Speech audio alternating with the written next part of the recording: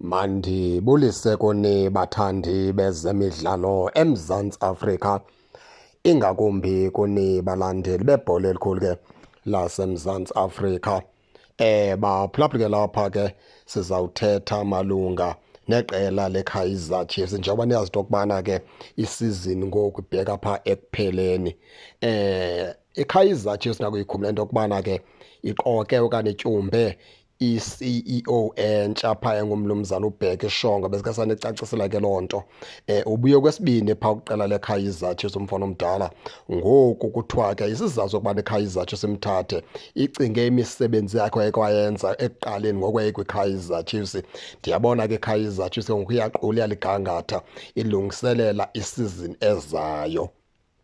Nalapha ke kumcimbi kaPitso Mosimane baphulaphula akakaphumi egusheni okanye iKaizer Chiefs ke ayikaphumi egusheni into yokubana ke izawuthini ngoPitso. Kona ke amahlebezi ayasho into yokubana ke uPitso igama lakhe liyavela phaa kubaqeqeshi ke abangathi bangathatha intambo phaa kwisizini ezayo phaa kuqela leKaizer Chiefs. Nangona ke iKaizer Chiefs ingafuni uphumela ibala, isathula ithe cwaka, ingakafuni ukubhodla izikhuphe ezindaba, kodwa ke bakhona abahlebeza emacaleni ngathi ke igama lakho uPitso linkqenkqeza phambili ke kubaqeqeshi abangathi bangathatha intambo phaa eNaturena. Asikazi into ke baphulaphuli ke ngoba yonke into ilele phaa kwi-management yeqela leKaizer Chiefs. Okwangoku abaqeqeshi beKaizer Chiefs isengumnumzana ke uCedric Kaze kunye ke noBen Yosef, isengabo ke abaqeqeshi beqela leKaizer Chiefs othi ga ngoku ikwangabo nabazobe behleli phaa ibhentshini ngomgqibelo xa iKaizer Chiefs idlala imetshi yokugqibela phaa neqela ke leChippa United phaa eMoses Mabhida Stadium.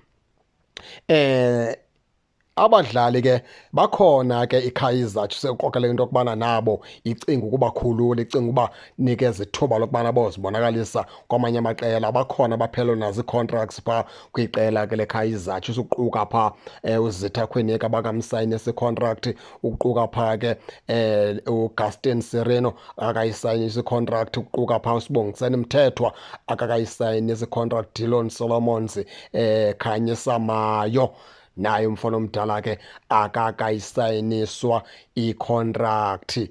Bruce Vuma naye akakayisayiniswa i-contract umfana omdala. Contracts zabo zifikelele esiphelweni.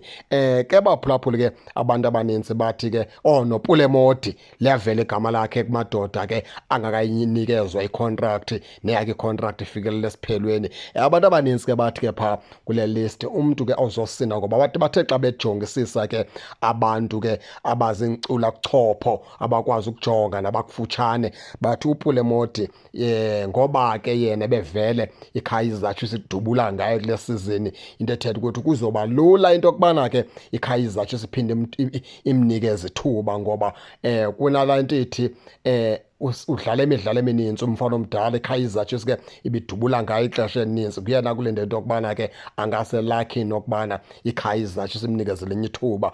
noZitha Khwineka anganentlahla kumfana omdala ukubana ke iKaizer Chiefs iphinde icinge ke ukumnikezela enye ithuba.